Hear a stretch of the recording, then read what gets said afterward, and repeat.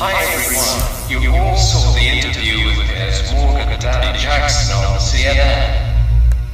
I know, you all pay attention to what Daddy Jackson wanted to do to admit us. But beyond words, look at what we have in this video. And I think you'll be surprised. Let's go. And my exclusive interview with Michael Jackson's father.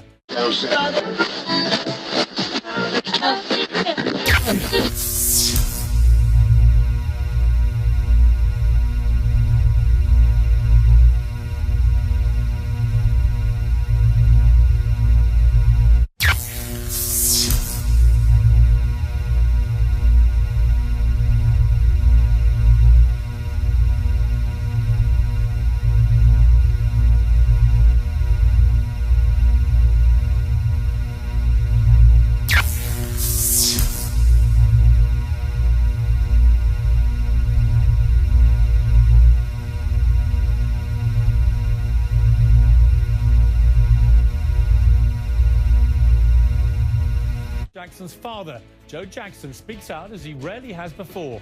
They treated him like Howard Hughes. They couldn't, family couldn't get to him, like they should have.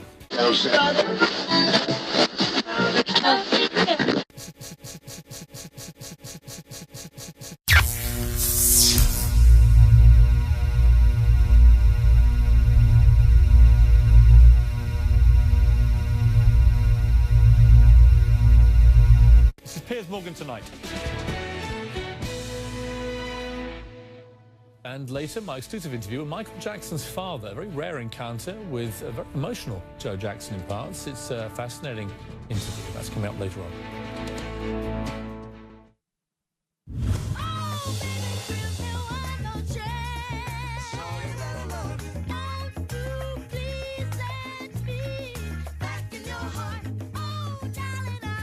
It's hard to imagine, but it's been 3.5 years since Michael Jackson died. Millions of people around the world loved him, but of course no one knew him quite the way that his own father did. Joseph Jackson rarely gives interviews, but he joins me tonight exclusively, along with every single member of your family, your wife, your sons, your daughters, Michael, and finally I get to interview the boss. Yeah, the boss. I'm glad to have you interviewing me because I'm going all over the world. They never went to jail. There wasn't in no gangs or nothing. They were brought up professionally and was nice, yes. But do you have any? You may have been a little bit too tough on some of them? Well, I'm glad I was tough because look what I came out with. I came out with some kids that everybody loved all over the world. The world don't know anything too much about Michael as far how he was brought up. But he was brought up, I made sure that he respected the older people, yes. Tell me about Michael and your relationship with him. Michael was the type of kid, you know, he was a good kid and very easy to learn. He hit one thing once and he could really do it just like the person that he listened to doing it. And by him being that way, he was able to be Michael Jackson because he looked good on stage. And when he performed, everybody loved the way he did. Do you think parents today are too soft on their children? Do you think there's a lack of respect because of that? So one of the reasons I say this is because kids nowadays are killing their parents in some cases, and the parents say, let's get into this beating thing. There's no such thing as beating a kid.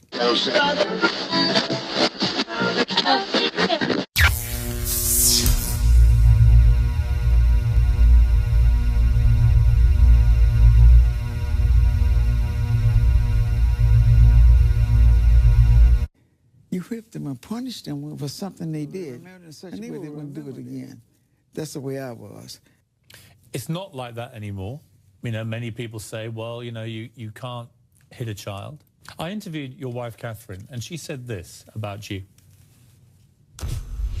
I didn't think he was too tough, but back in those days, everybody raised their children about the same. If you did something wrong, it was terribly wrong, you got a scolding for it, and you also got a licking, as they called it. But today you can't do that. So Michael looked back at those times, and they said he was abused. should have made sure, what I did, made sure that my kids was good kids. Made sure that they understood what I was trying to do. But since Michael got grown and has kids of his own, About he your life as a understood what grandfather. I was going You're a through. grandfather to Michael's 3 children, as well as others. I wanted to talk to you about whether you're as tough with them as you were with your own children. I suspect you're not. I bet you're a bit of a pussycat now, aren't you, Joe? No, I'm a good That many of them have since enjoyed. How do you respond to that? Well, I had to be like that way because during those times it was hard and you had a lot.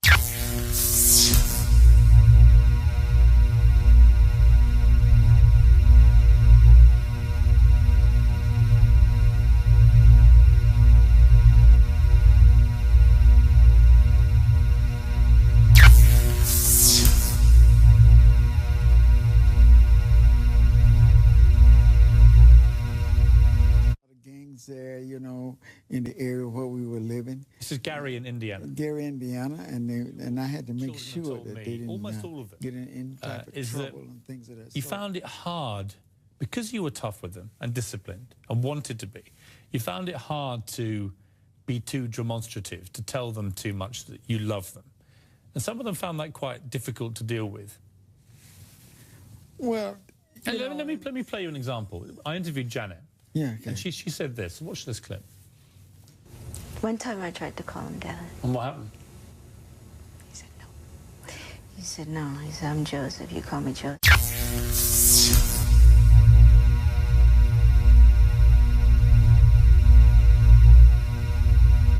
I'm Joseph to you. So your father tells you one time.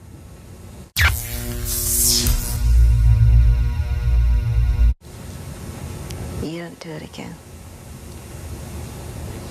Yeah, it is. I mean, I wish our relationship was different, but I know that he loves me. Ever since I was born, Daddy has been the best father you could ever imagine.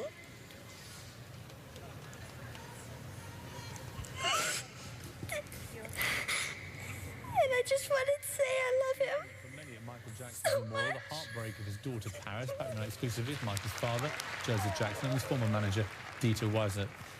Tough for the kids, that, Joe, more than anybody, I felt. It was such a public thing, and poor Paris, you know, she's just a young girl who's lost her father. Very, very hard. What could you say to her, as somebody who's been through so much yourself? What did you say to her afterwards?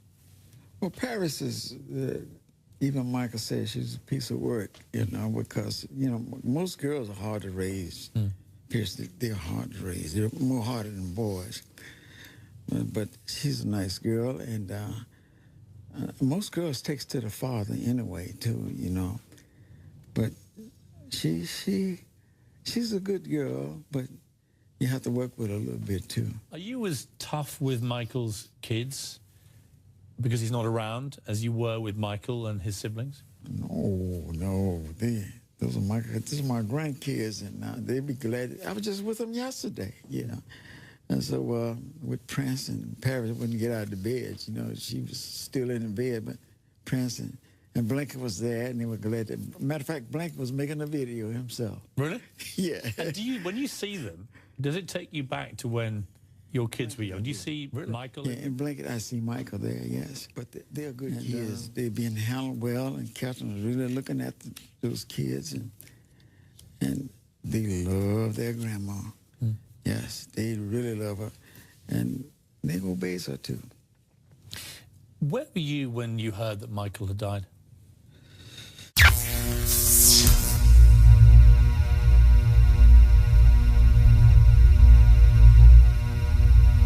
I was in Las Vegas. I got a call, Pierce. I got a call from a fan, and this says, Mr. Jackson, say something is wrong. Say I see an ambulance there at Michael's place. And the ambulance took off. The saddest part about the whole thing was fire department following the ambulance. Michael tried to reach me. He says, "Call my father." This is before he passed. He would know how to get me out of this. But I was right there. But and what bothers me, in touch with when he called for my help, but I couldn't help him. That what was your relationship? They had a motive to keep family away, but I guess because they was saying to the fact that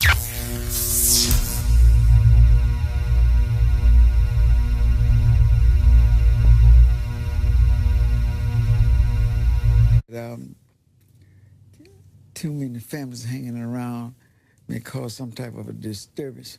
But what we're trying to do, had lined up 50 concerts with this young man. Yes. Knowing him as you did, do you think he was physically capable of doing that number of shows? Did you know he was doing that number of shows?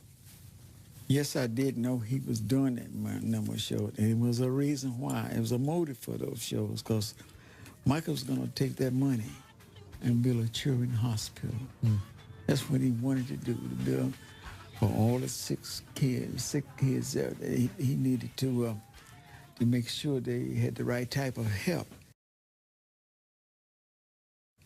When you speak about Michael with children like that, I can't not ask you about the court cases which scandalized his later years. As his father, how did you feel when he was accused of There's a reason why that happened, and they was trying to take control over Michael's life. Michael's paid out a lot of money, and what it was something like $22 million, to keep this thing hushed down. Do you wish he'd never done that? I wish he had never done that, but since he done it, the media, didn't grab it as much as it did because it was hushed up. But Michael was afraid of the media because they would never get nothing right. Worry you around children? And the reason I ask you is, a lot of people felt, here's a man in his 40s, mid-40s, having sleepovers with young boys, and most people would think that's inappropriate. Michael wasn't a normal guy. Everybody knows that. But did you ever worry that the perception of what he was doing wasn't good for him or his image? Well, Piers, Michael was a big old kid himself. He was still had the mind of a kid. But he loved kids so much, and things that they didn't have, he tried to help them to have it. You never saw anything that concerned you? That's nothing concerned him. Because you never felt... We knew Michael. Right. We knew our son. We knew how we raised him. And we knew that, yes. Let's take another break. Let's come back and talk more about Michael, more about his legacy, more about him as a businessman. I'll talk to you about that after the break.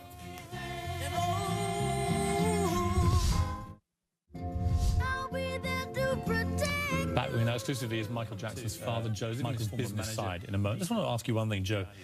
Do you wish you would attract sharks? Let me bring you in here because you were a business manager for Michael for a very long time. You've brought some fascinating tapes. These are audio tapes. And I want to just go through some of this because I once interviewed Michael in the late 90s. And I was struck there was him discussing with you, I think, about a plan to buy Marvel, the comic business, back in 2001 or 2, I think it was. Let's listen to this. We could easily go into Universal and buy. We would own Jaws, E.T., Close Encounters, all the classics from Universal. Own all of that stuff. And that will allow us to do a channel. Part of the Marvel channel can be not only the Marvel characters, but Marvel films like the catalog. We could do anything we want, from restaurants to retail, theme parks. We can accomplish our goals. I want that knowing I did it. I did everything I wanted to do, and I did it my way, That's it. We changed the world. I like his legacy to be that's what he wanted to be. Want everybody to care about him and to love him and keep doing the things that what he wanted to do. And he wanted to make people happy all over the world. You see, Piers, Michael's situation, if the world was like Michael, there would never be any wars. Everybody would get along. And that's the type of kid he was.